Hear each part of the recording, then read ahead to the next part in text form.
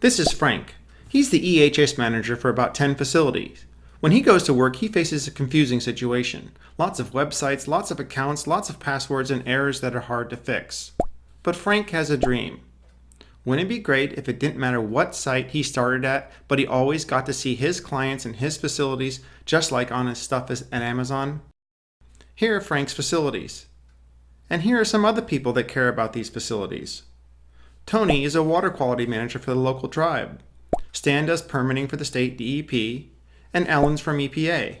They all want the same thing Frank does, one place with all their information, all their facilities. But right now, lots of the time, everybody has an incomplete picture. But what if we could change that? This idea has been around a long time. Let's go back a bit and look at the role of facility and the Exchange Network in supporting this long-term vision of e-enterprise. Wow, not that far back.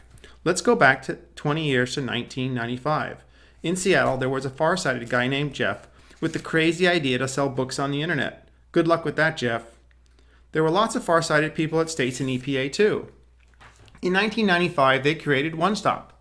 States got grants to reinvent environmental information. Most of these people have moved on. Hey, I'm not dead yet. Well, not all of them. They organized their work around the One Stop building blocks, and they knew facility was key.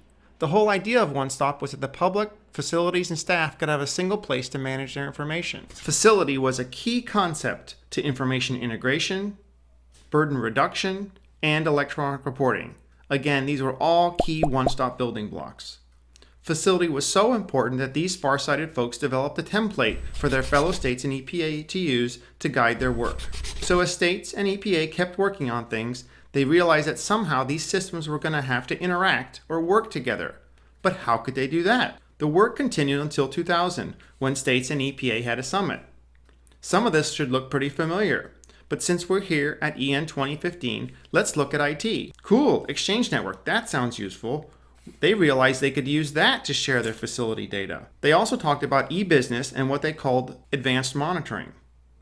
Next came the EN Blueprint, and a lot of it was based on what we've been learning about facility data and the hazy idea that we would need to learn to share this data somehow. The e-Enterprise Blueprint of 2012 was modeled after this blueprint. So we've accomplished a lot, and the Exchange Network is 17 now.